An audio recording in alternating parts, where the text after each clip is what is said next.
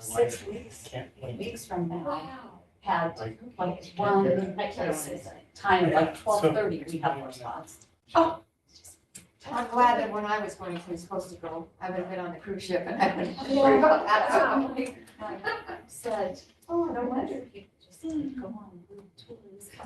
Did they have McDonald's there? Weather change. That's really. That's very difficult. Yeah. You have to find out, you have to find out what they serve and to make sure there's anything that you. We'll see if Amanda has known how to. We're traveling with my brother and his wife and trying to do, some, you know, sure for accommodated. Okay, looking at my electronic watch, it says. Yes. So, if you rise.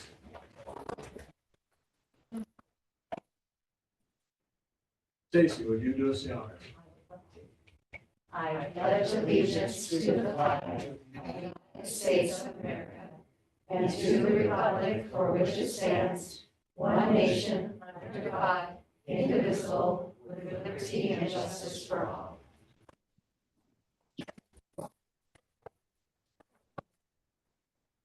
Hey, thank you everybody for being here. On such a beautiful spring day, and I'm sure everybody would just as soon be skipping school and enjoying the warmth. Although yesterday was warmer, and today we have a little breeze, but otherwise, perfect. It's also nice to see East Washington being green for a while. In 3 weeks, it'll be California gold. Okay, do we have any comments from the audience about non-agenda items? If not, presentation reports, legislative report. Well, I would have to say legislature is still in operation. Friday will be a time when, if they have not had their second hearing in the normal realm of things, that they die. Or they get reserved for gut stuff later on. Or some other thing that happens in the legislature, which is weird and fun. They are, I would say, doing a fairly good job of eliminating some of the bills. They're combining some where there are a number of, believe it or not, some bills have 3 different iterations for the same thing, and some even more. So what they're doing right now is doing the combining. Anything that's going to revenue or finance will still be alive until the final end. And once May 15th comes around, we'll see a plethora of bills that will either be financed quickly or die. Because that's when the final revenue forecast is for the amount of money available for the legislature to spend for the next 2 years. So I would say if you have any questions, give them to me and I will see what I can do to find out if you have a specific bill you want me to research, I can do that. Since I can't do too much else right now. Okay, Dana, your report. Yeah, they hit their limit this year. They hit, more bills got started at least than I Yes. think they've ever had. Yes. Yeah, some 3,000 plus bills. Oh my God. Over 600 of them were connected to Education. Yeah. Which means that those individuals who lobby for education have had their work cut out for them to not only see what bills are good, but also see what bills are indifferent that they don't care about and see what bills they need to oppose. I might add that in spite of a lot of things, most bills that are supported by OEA, OSBA, OESD, every union that works for or with educators or education personnel. It's just a few bills when it might get contentious, like class size in a mandatory subject of bargaining. I don't know where that one's going. Nobody does yet, but it's there. Actually, the bill itself will create probably a study committee. That'll be for 2 years. So, Yeah, and which is accountability. The accountability bill that happened 2 years ago. right. And they're now on at least a -4, which is a 4th iteration Yeah. of that one. It's being worked on very closely with COSA with OAESD, with ODE staff. Right. And there's been multiple iterations, and that came out of 2 years ago and a long-term study. Yeah, and I'm sure that the OASD governance committee meeting tomorrow, we will discuss it again. Yes. All right, thank you, sir. A few follow-ups to my updates. We had a very successful collaboration with North Central ESD the day before spring break. It was the second time that we've met in person this year, and it's great. That's obviously another small ESD, and so for us to be able to collaborate with their staff and to talk about how our hubs serve them. And so one of the things, for example, that you'll see on the agenda tonight is that we're moving our ESD's spring all staff. We're changing it by a week, because what we found out in collaboration with them is that all of the districts in North Central, they actually do all staff so that they can bring their team together and do a better job at providing professional development. And it was going to fall on the same day that our ESD's spring all staff was, and that would have precluded our REN staff from being able to go out and help support. And so those are the types of things that then allow us to be able to communicate more effectively and to support them better. We also, this is a year when districts are working on their integrated guidance plans, which you've heard Teresa and Maury talk about quite a bit. And so we're meeting in June to take all 10, am I right, 10 of our districts between the two ESDs, and to crosswalk the professional development that our districts are working on, so that our RENs and our teams that are providing mentoring and support staff can see the types of places where we could combine groups of people and provide more professional development. Well, it's kind of like having a, always calendar of activities, like what you do at the school district, you check with all the schools, so that you're not having the same activities, so parents are torn between they have several children. Yeah. So makes sense. So it's been a great collaboration. Budget meetings are continuing.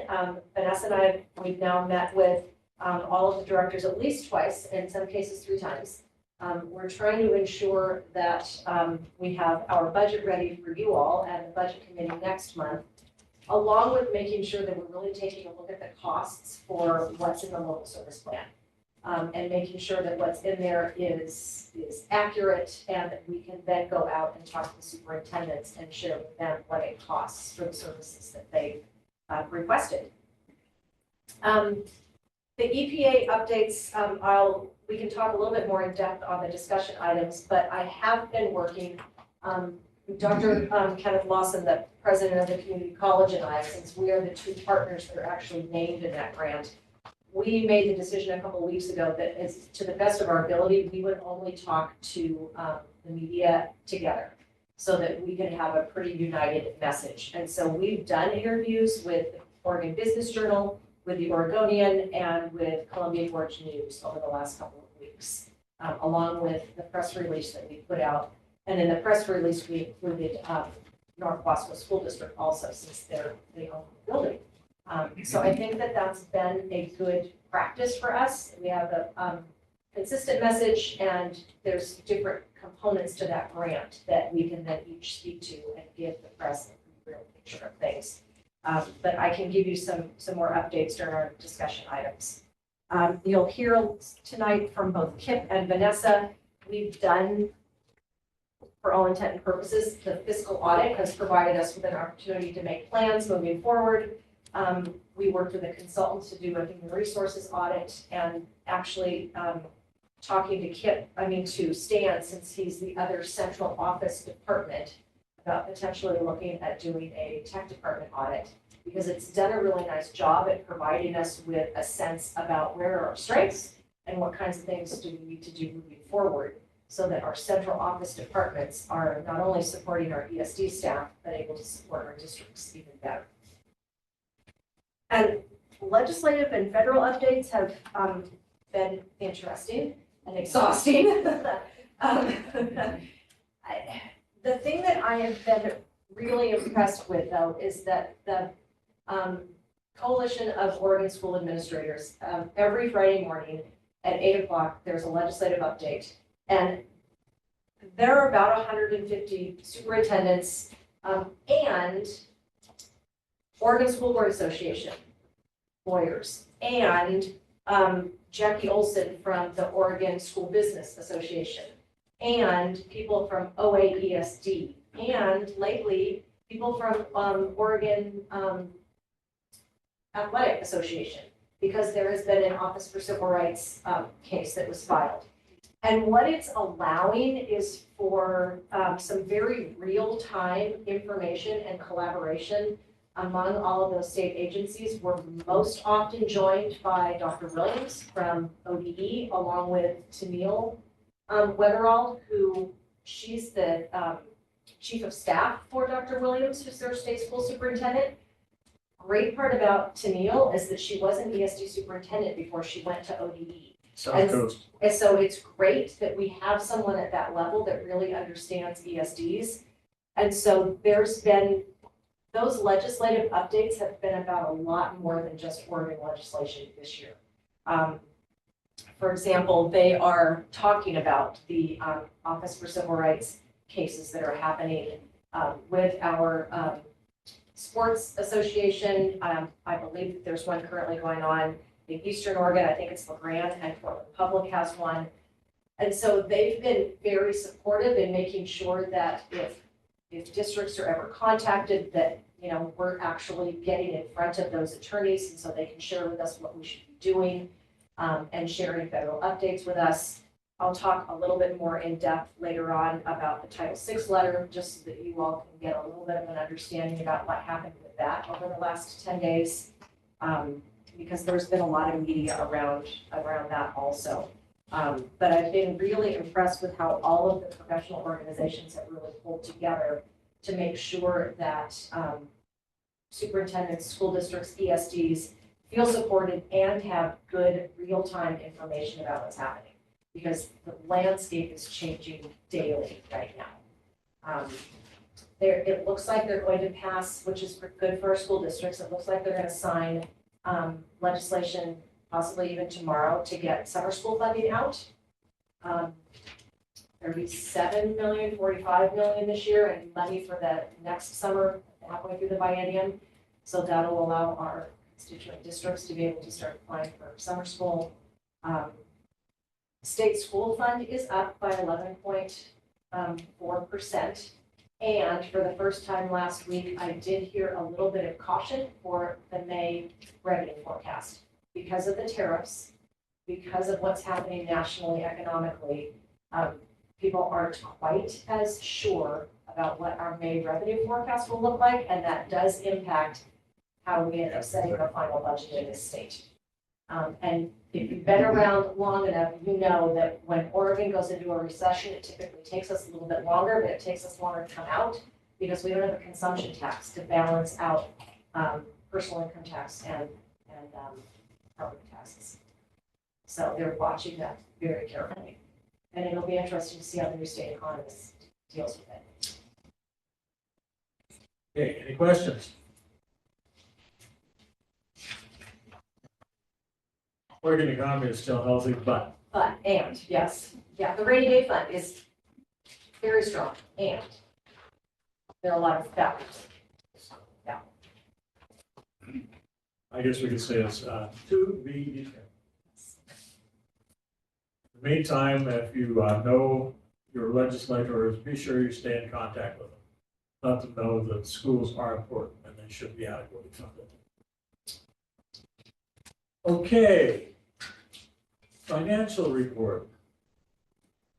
Good evening, Chair Zastro, board members, and colleagues. March has been a pretty busy month for us. I know we're in April, but I'm behind, so. I haven't flipped your chart yet. Dana and I continue to work with directors, as you mentioned, to work on the budget. Gina completed E-rate applications early, and Patty are now working on April payroll. Hopefully to get that done tonight. Nancy Hall continued to help with she's from the Oregon School Business Officials. And she helped me with the action plan that we need to submit to the State of Oregon. And right now, here's the breakdown of the current funding as of March 31st, and I'm very confident in these numbers at that date. We are still catching up, so I'm not confident in the rest of the numbers. There's still zero entries that need to happen and catch up from July forward, so we're working on that. Okay, any questions? Paul, this is Doug. Yeah, I have a question for Vanessa. In the revenue report, shows that we're we've received about 2/3 of our federal funding with about $1 million left to, that hasn't come in yet. Do we have any indication whether or not that $1 million or that a portion of it will be received? I haven't received any information that we wouldn't receive it, but we are watching for that. And we currently have been receiving our state school fund payment. So that's one thing that's different, that's not on here. We just received that yesterday. So I'm less worried about the state funds than the federal funds. So, yeah, okay, thank you. yeah, sorry. Any other questions? Okay, Kip. Chair, board members and colleagues, it's really nice to be here and see everyone. These are the most significant HR efforts over the past month. We have 3 posted positions: Director of Fiscal Services, Director of Special Programs, and Migrant Summer School Principal that we just filled with a really qualified, great candidate for our summer school program. As Superintendent Peterson mentioned, we had Stingray Investigations and Consulting come in and do an HR audit for us, which is really nice. She was the HR Person of the Year for Oregon last year, Debbie Simons, so she's very qualified and communicates very well, helps us where we need help. And one of those focuses is on job descriptions. So we're going to be putting a lot of efforts into getting job descriptions and all the ripple effects, the positive ripple effects that come with job descriptions in the next few months. Labor management relations. If you don't know, this is Amanda Parrott. She's our school safety and prevention specialist and also the president of the association for the union. So she joined us tonight. So here's Amanda. And we created an MOU to have the preschool teacher prep time added to the CBA, which you probably have to review later, and that's Article 20 for your review. Thanks so much for that. For communications, as you probably saw, we sent out our monthly HR update detailing opportunities to meet with American Fidelity and review benefits and all that good stuff that happens at this time of year. Mercedes continues to do a great job of translating CBA articles into Spanish so that everybody can benefit from that. And then I hope you guys are free for lunch on Wednesday, May 28th. We're having our annual spring picnic over in Cirrhosis. So I'll make sure you can invite it before then. If you have time to stop by and have lunch with us and meet some of the staff, that'd be great. And that is it. I can answer any questions. Any questions? Okay. Now to the other department programs. I think we'll take care of the 3 on Zoom first. So, Kristen. Good evening. So a few things going on in the early learning department. So I've been working with Claire Rannett. And I'm sorry, I don't know what her title is, but she does a lot of prevention work. And she's supporting us in to work through a lockdown drill at our preschool at 10th Street. Our preschools at Wetumpka have been through many, they've done that before because they're part of D21. And so our 10th Street programs haven't had the same opportunity. And she has this wonderful curriculum called Sammy and Friends, which is a super trauma-informed way to get both parents and kids through a lockdown drill. So we've got letters that have gone out to parents, just kind of describing what a lockdown drill is, which is not the same thing as an active shooter drill. So that could be it, but that's, not the messaging we're using. And then also she's going to be there with one of the Dallas City police officers next week to help us do that lockdown drill. So we're super grateful for her support of both of our teaching staff, our kids, and our parents. As you see in the board packet, we are hoping to contract with, for your approval in contracting with consultant Christy Cox to help us solidify and get our policies and procedures in a couple of really nice documents. We have childcare licensing that we always refer to, and a lot of the law for early intervention, early childhood special education, but we don't have like a concise document for our department. So we're really excited. We're going to have two documents, one for early intervention, early childhood special education, and one for our preschool side, like a teacher handbook, staff handbook. And one of the really great things about working with Christy is that we really want to make this document, user friendly, and we want to make sure that staff have input into the documents. And so she's doing focus groups next week with our teachers, with our instructional assistants, with our admin assistants, with all of our specialists. And then also this month at our family night, we're going to be doing a focus group with our parents because we want to crosswalk our preschool handbook with our parent handbook. So we are really excited to get those documents done. And then lastly, we had our wellness activity last week. We did crafts at the workshop in the Dalles. If you haven't been to the workshop, it is a super cool place and you should check it out. So everybody got to paint and glue and made really neat crafts. There was cupcakes by Cindy, which is in there, and coffee from the coffee shop, coffee and iced tea. And we had a really good time and staff really enjoyed it. The feedback was really good. We still have some leftover funds, and with those funds, in May, we are going to, which is also Teacher Appreciation Month, we're going to do chair massages and fill up the staff fridges with some snacks. So happy to take any questions. Any questions? Thank you, Kristen. Okay, Jonathan. Excuse me, Stan rather. Jonathan is not here tonight. So Stan, you're on.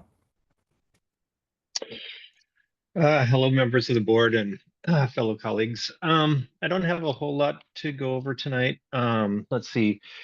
My team is working pretty diligently on the data backup system that we're going to be integrating into our infrastructure, hopefully completed by the end of June of this year. With that, we are doing some major changes to our infrastructure on the back end side of things and consolidation. But this will put us in a position where we will not only meet the compliancy requirements of several of the security agencies out there, but also for our PACE insurance will actually exceed what is required by PACE insurance, but we will have that set up.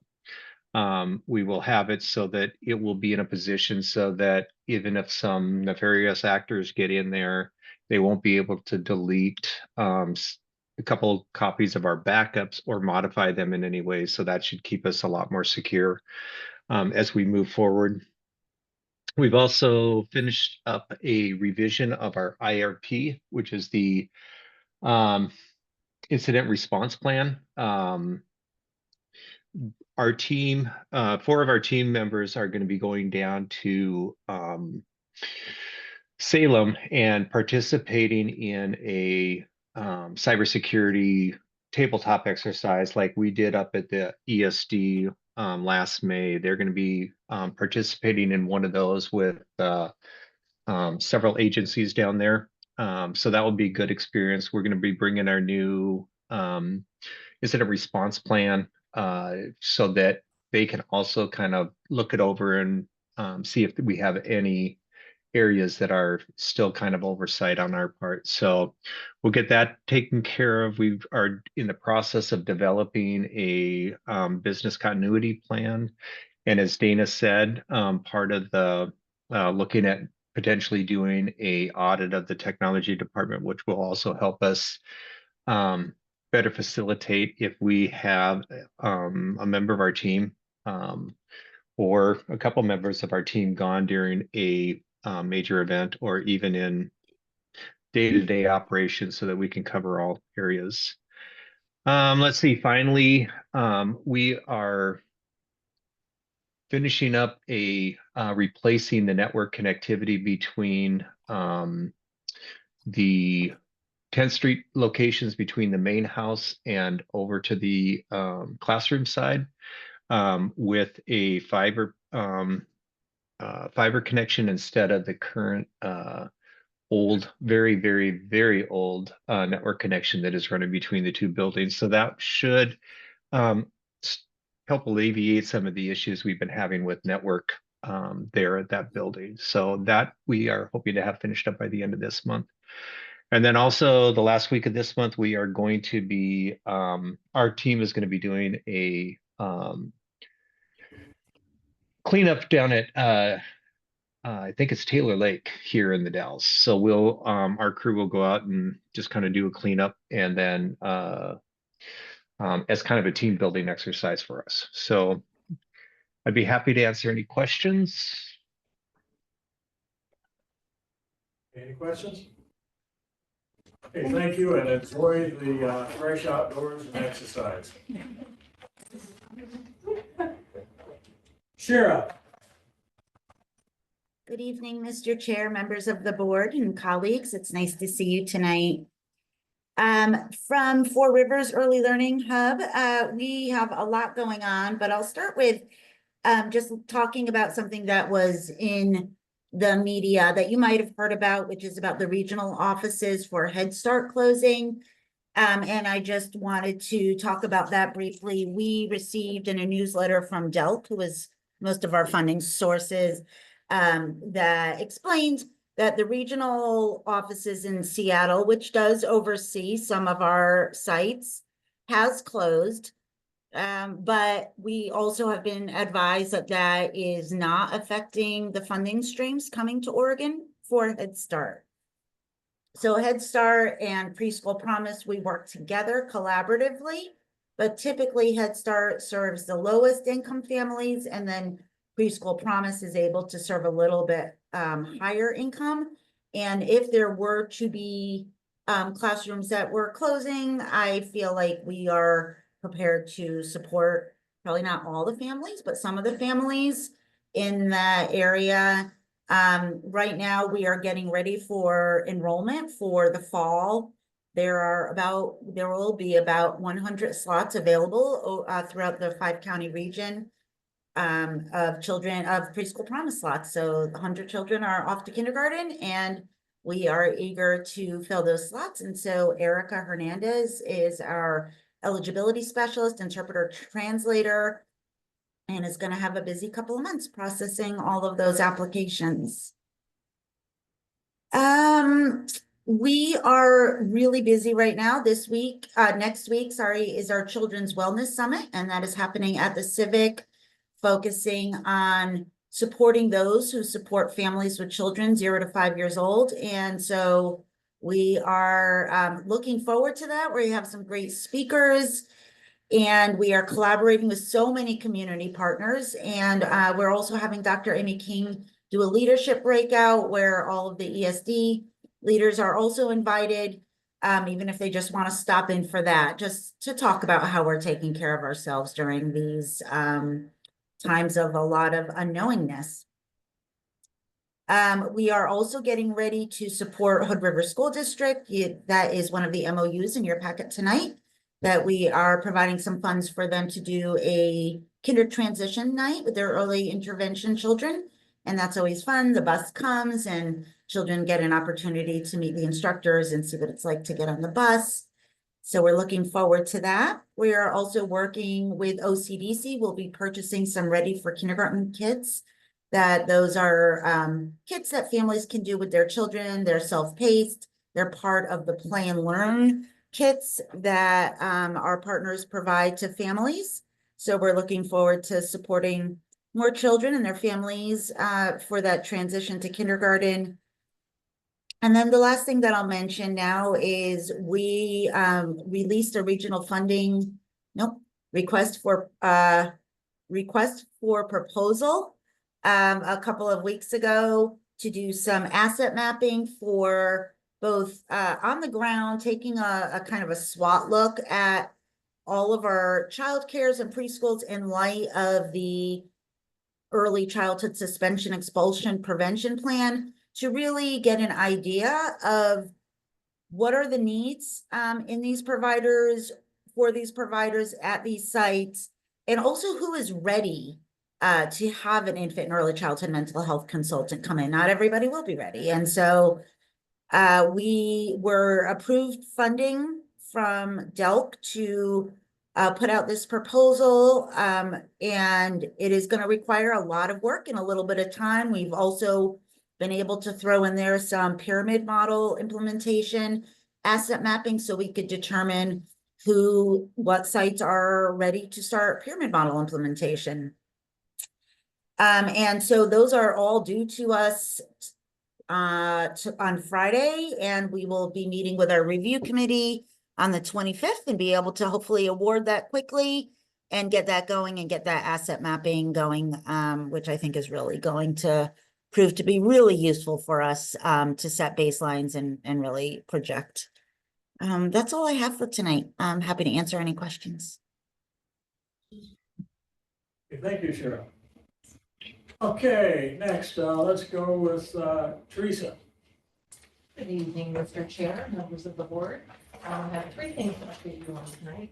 Integrated programs, we are in the home stretch. I'm so excited that we have plans that have been presented to the boards for South Bosco, Duper, and for Mosher. And so, those have all been approved by their boards, and we just need to submit the application. So that's an exciting update there. Mentoring, I've been focusing on some visitations lately, and so this has supported 3 of my mentees in observing at alternative programs. And in 2 weeks, we will be doing a visitation for a novice administrator who, because of some restructuring and funding cuts, will be moving from a principal position to an assistant principal position in elementary school. So facilitating visitation to another elementary school for him. And those visitations have been very just helpful and enlightening to hear the discussion that it generates among the mentees. And then finally, Teacher of the Year update. We have 9 completed applications. And Haley Elliott, our teacher mentor, is facilitating that selection process, and the team will be meeting this week. We won't find out until September. Top secret, right? Yeah, top secret. And thank you, Mari. All 4 of our component districts have representatives in those. Oh, great. Thank you. Questions I can help with? Okay, smooth transition to Mari. So I'll follow up with the integrated guidance. I work with Hood River and North Wasco, and their board meetings are next week. So hopefully they'll approve, and everybody's due April 30th. So we finish with this stage of the work. Another update, I mentioned about a year ago that North Wasco had been invited to be a part of the intensive program. And it's a 4-year program with about $3.5 million with a lot of coaches from ODE. And they're just finishing their 2nd year. And they really seem to be working hard on building their systems to integrate and to align their work. I think North Wasco is a fantastic example of really great people doing really great work, but kind of in isolation from each other. They're not always connected with each other. And so I'm really excited to see this intensive program help coach them into how do they build their systems to align. So I'm really feeling hopeful about that. Upcoming, we have a lot of trainings coming up. Amanda is hosting a Connect training here on suicide prevention, suicide postvention on May 2nd. And then she will also be going to the School Safety and Prevention Specialist Conference on Suicide Prevention.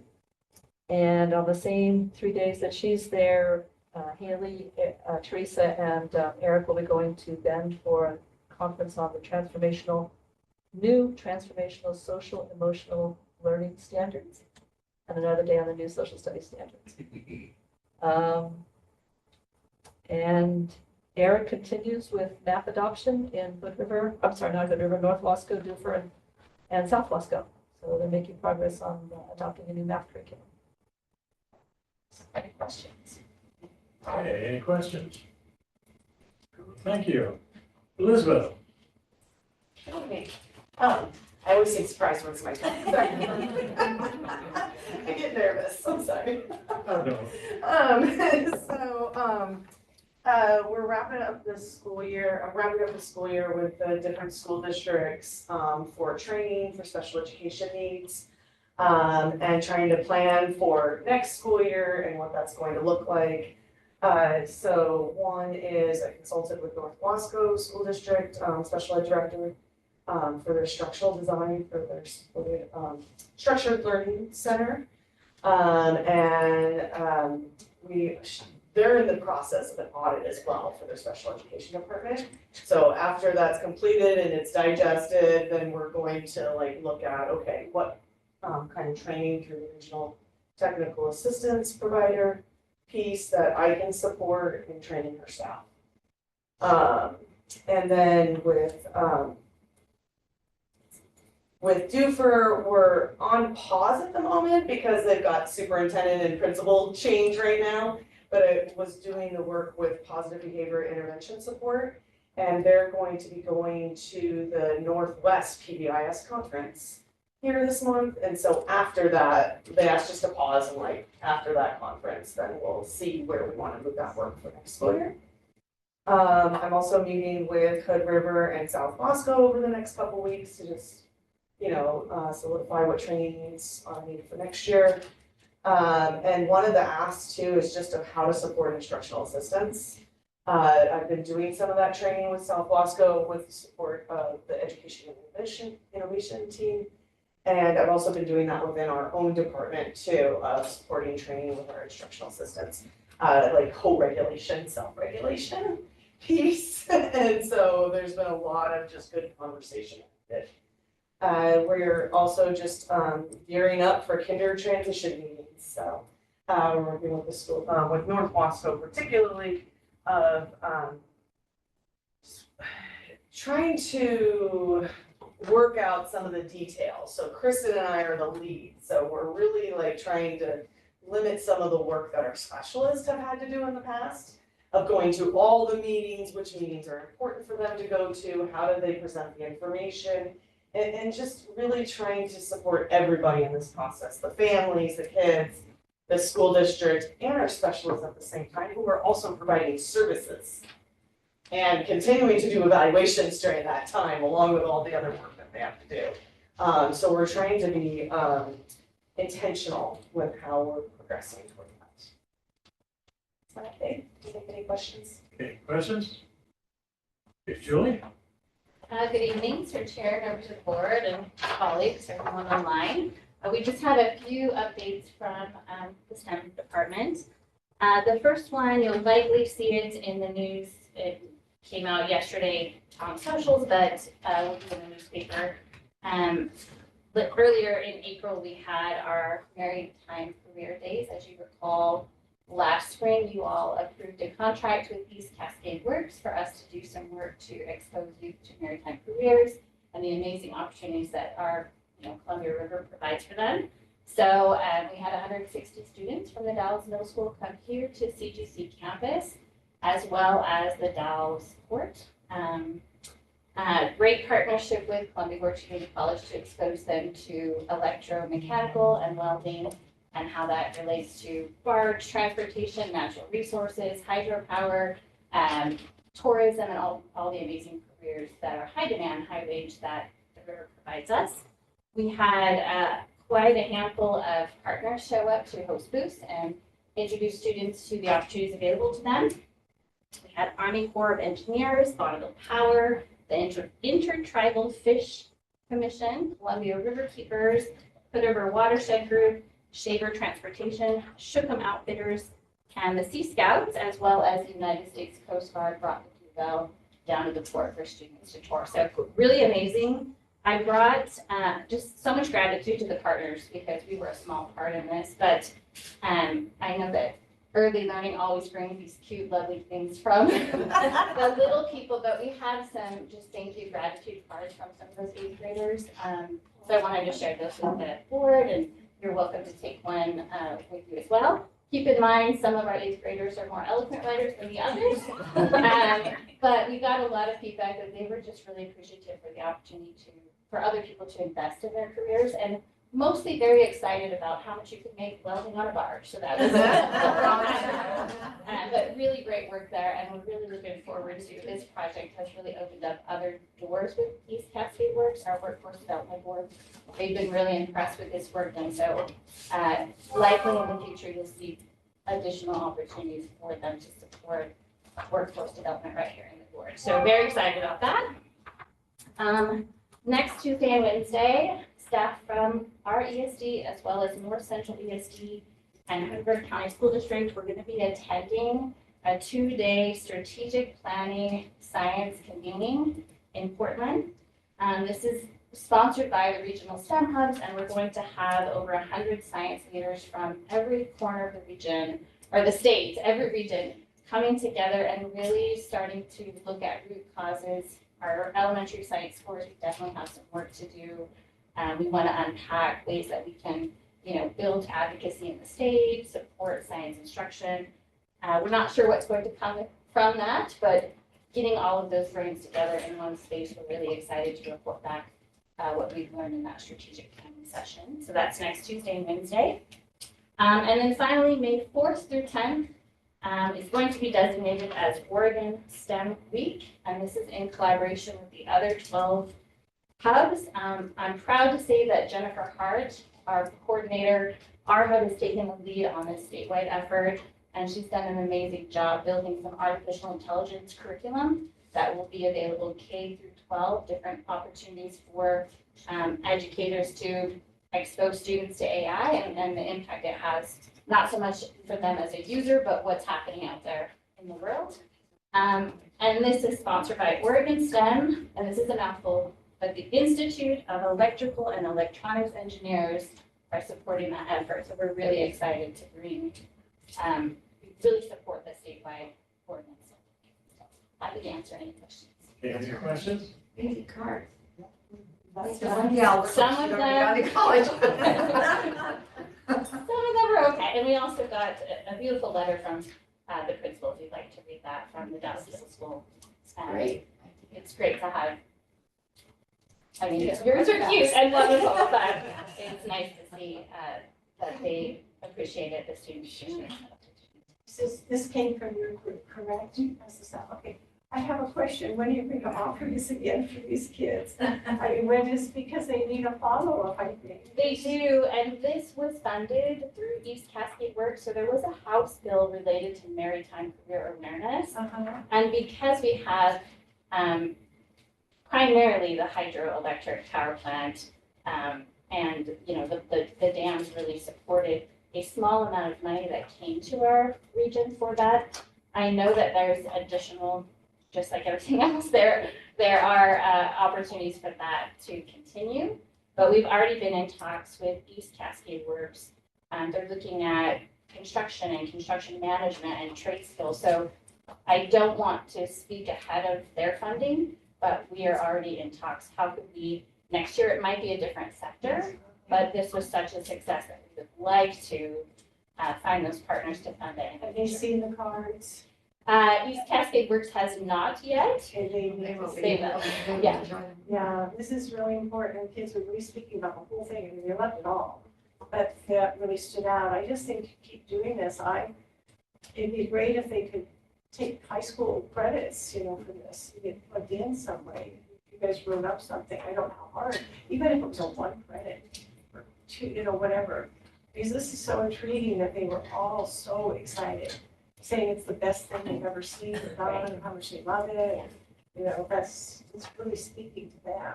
And I should mention, it was very timely. They had this experience, and the next day was what they call fly up, so they forecasted for their CTE coursework. We don't know what they would have signed up for or would have had interest ahead of time, but I would hope and believe that there's a potential that more students said, oh, I can take welding in high school, and that leads into here, and I understand how it goes there. We don't know that, but I'd love to say that that data exists. Oh, yeah, well, it opens the door and it shows them what it means, the Right. meaning behind it. Kind of like shadowing people in certain locations. This is so exciting. Gives them a reason to get up in the morning and go to school, it's wonderful. I know being a graduate of Oregon State, the last Oregon Stater had a probably 10, 15-page thing on not only AI, but also on robotics.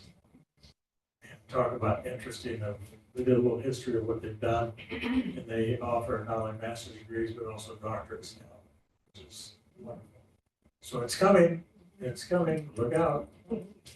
Be ready, otherwise it will take you over.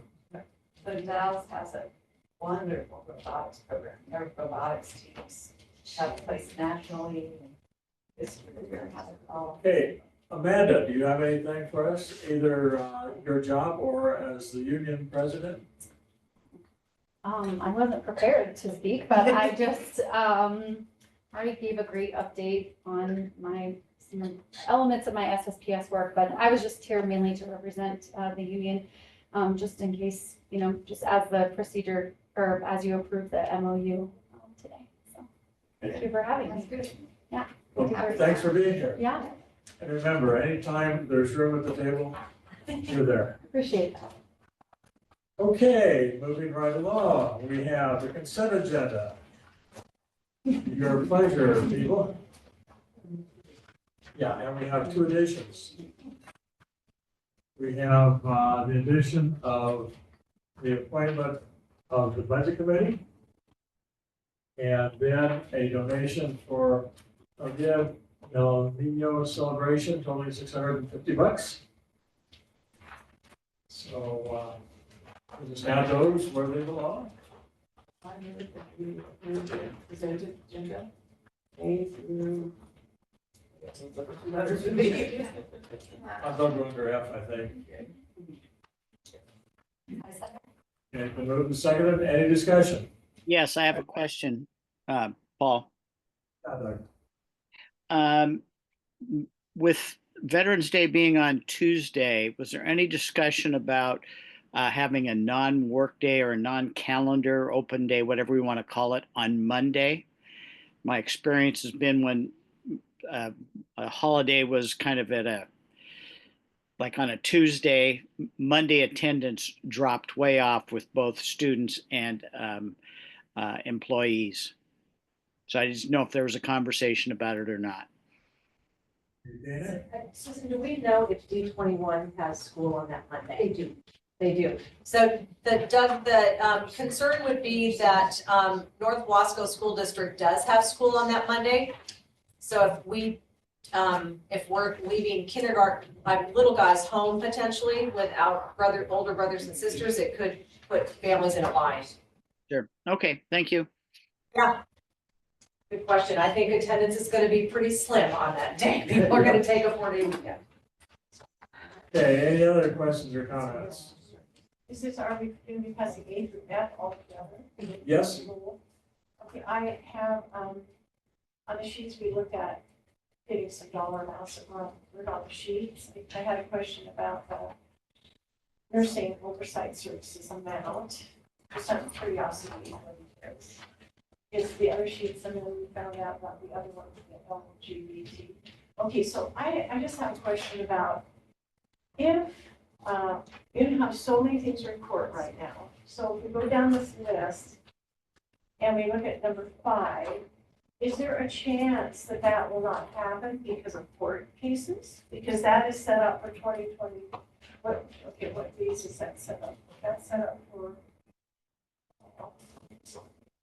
Timeframe, January 25, to June Yeah, 25, January already in 25, operation. yes. So it's already in It operation. is. And isn't that what we voted on earlier? We did, and it Yes. is completely state-funded Right, programming. yeah, and it's all Yes, there, and it's it all is. paid, the money's there, and Yes. it's solid. Okay, Yes. that was what I was wondering. And the Mosher Community School, we've been, so the charter for Mosher is held through North Wasco School District.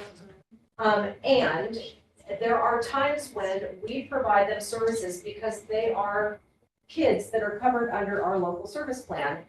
If they're asking for services that are outside of what D21 gets, then they contract with us specifically.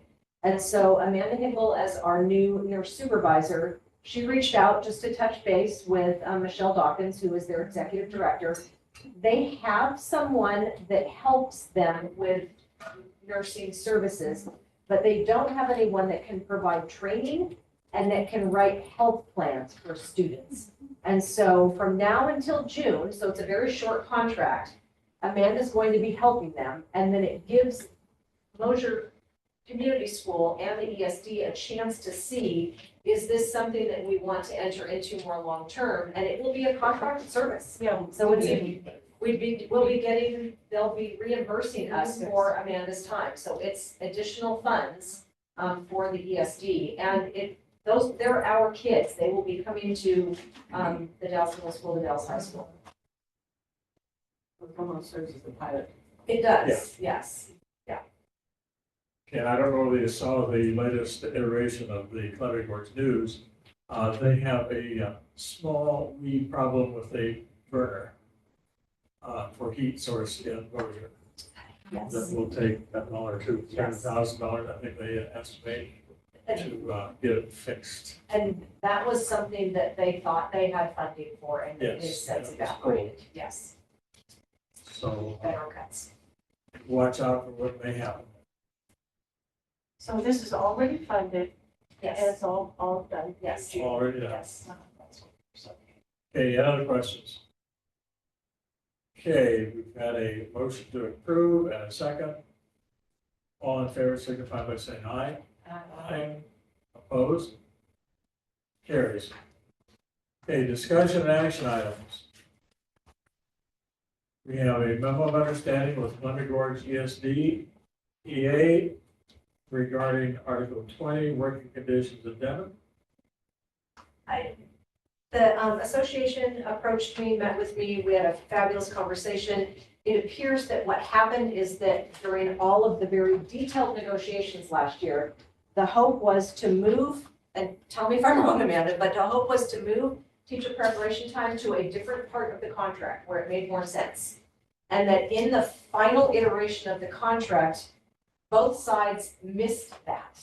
And so at this year, when they realized that, they came to me and I took a look at the notes that were provided. They were extremely transparent about it. I double checked with our attorney and she said, yeah, that's the best way to handle it. There is no actual change to the language. It got dropped on accident. And so at this point, putting it in as a memorandum of understanding, and then we all just need to make sure that we get it back into the contract when we negotiate next year. Okay, So it wasn't broken, but we're fixing it. It wasn't broken, exactly. It wasn't broken. Yeah. And do you need more in the notes then to say that that needs to be remembered to be put back there? I mean, you have that in your notes evidently? Well, it'll be attached to It'll be the, attached, so- yes.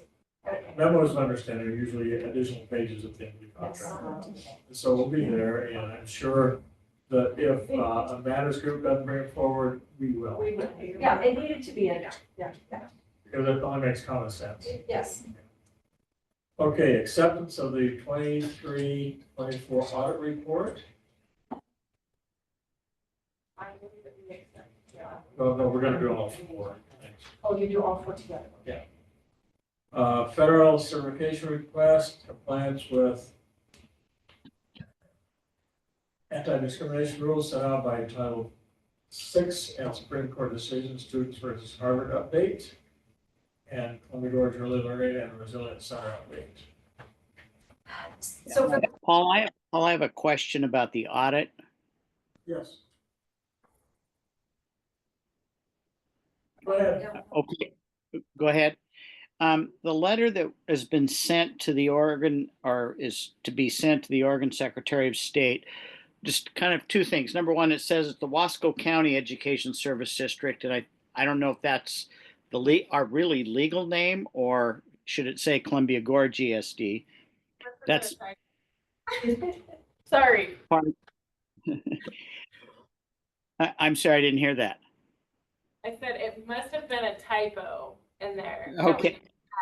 Thank you for catching that. But the second thing is, now what? So we have 7 material items of material weakness. What do we know the Secretary of State will do with this, if anything? And kind of what responsibility comes back to the board and to the district? If anyone can respond to that. From what I understand, we've had this happen in the past once before, and really, it's just, we have to say that we're working on it.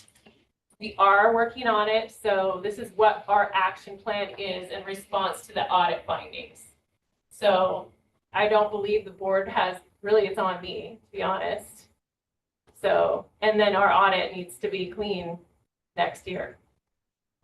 And I did check, Doug, this is Dana. I did check with Jackie Olson, who is the director for the Oregon School Business Association, and she said that we turn them in. It's obviously all public documents, but there's no recourse from ODE, is her understanding. I think that it would be completely within your purview to be asking Vanessa and I for updates on a regular basis. Yes. But the state won't be asking. No. I think it is on Amanda to do the work, but ultimately it is on the board's responsibility to ensure a clean audit and sound financial responsibility. So, yeah, it is on us ultimately when it comes down to it. So I just want to make sure I understand what's next. I do like the idea of what you said about checking on it more often and making sure everything's caught up and caught quickly. I think that's really smart business.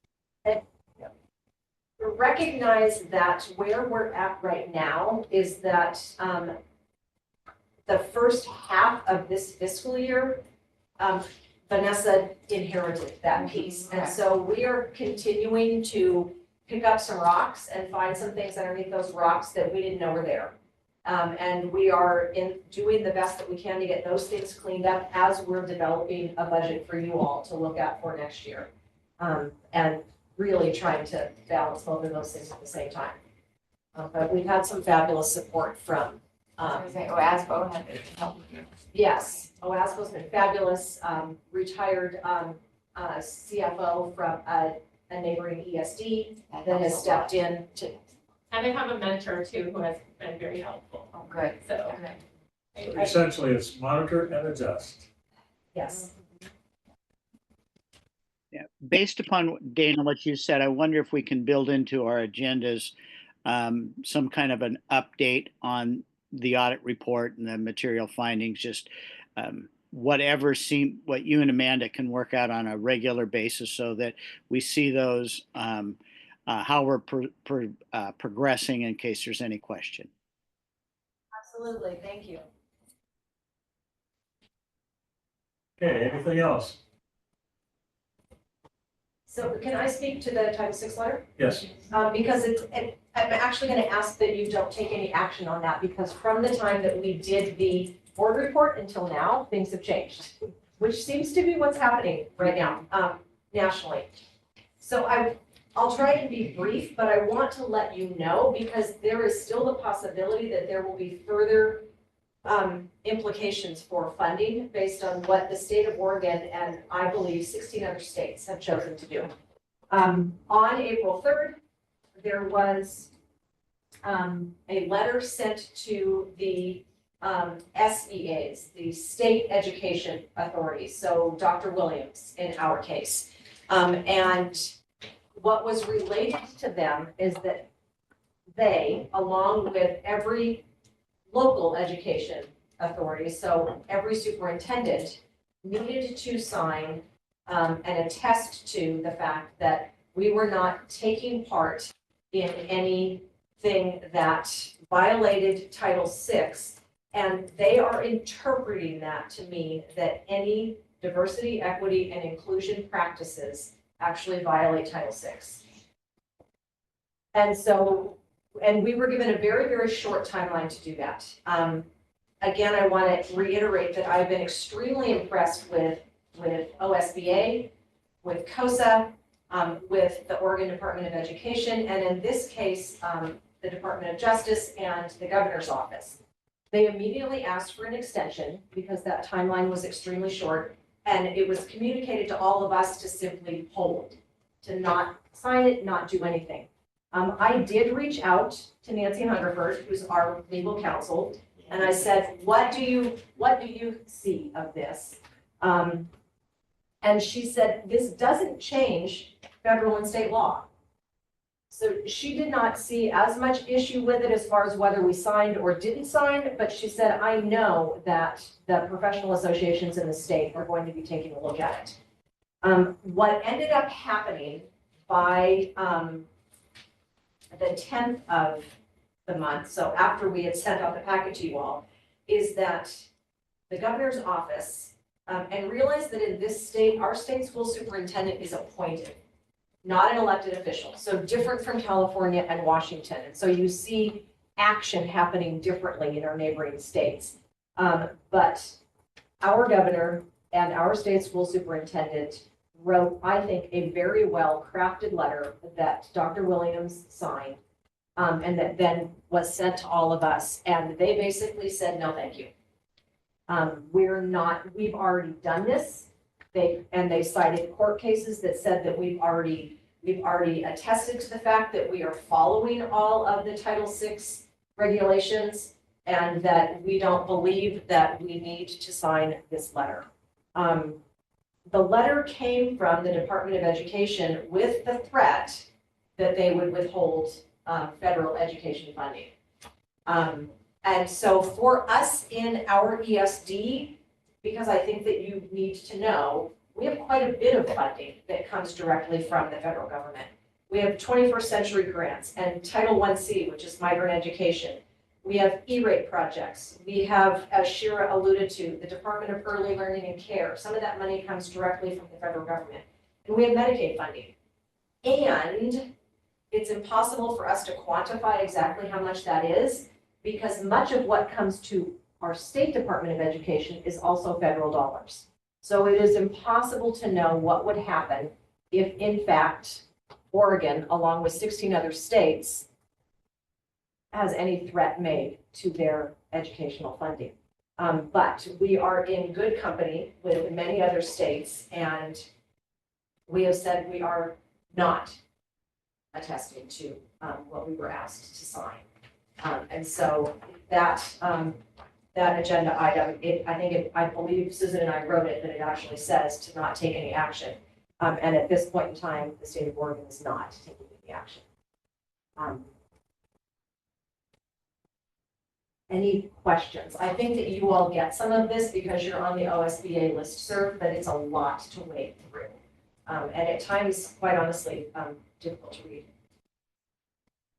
So the threat is not providing funding, federal funding. For education, yes, that's and there are 5 main ways that we get money for education. We get money through Medicaid, we get money through school lunch programs, we get money through IDEA, which is the Individuals with Disabilities Act. We get money for the Elementary and Secondary Education Act, which is all of the title programs, and we get a significant chunk of money from E-rate. But then they also give the state money to do some of the other programs, specifically early child identification and intervention. And it's impossible. I mean, I'm talking with Kristen and Elizabeth, we don't know the exact combination of how much the state puts in towards early child intervention and how much of it is federal money. But there's there's a large chunk of money that's K-12 education related and preschool related that does come directly from the federal government. And that was what this letter said, is that we sign it or we potentially lose federal funding on at least 17 governors. And there are other states where literally every single superintendent signed a letter, uploaded it to a folder, and it was sent in. But there are at least 17 states where that did not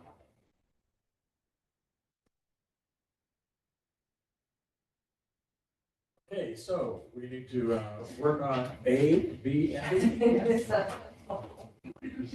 Your pleasure. Move, do we have a second? Second.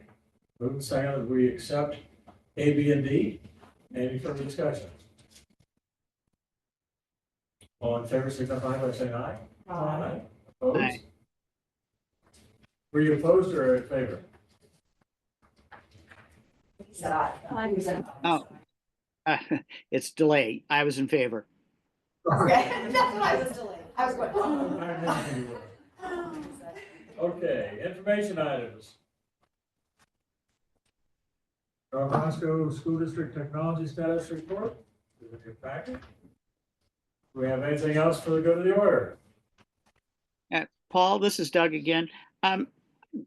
We had the letter of resignation from Jonathan Fost, one of our directors, and I think we kind of went by and we didn't note it. And I just think we ought to note that he's served the district for, I think, 7 years and is now moving on. And I'm not quite sure where he's moving on to, but I just think we ought to at least make note of that. Yep, would you inform us, please?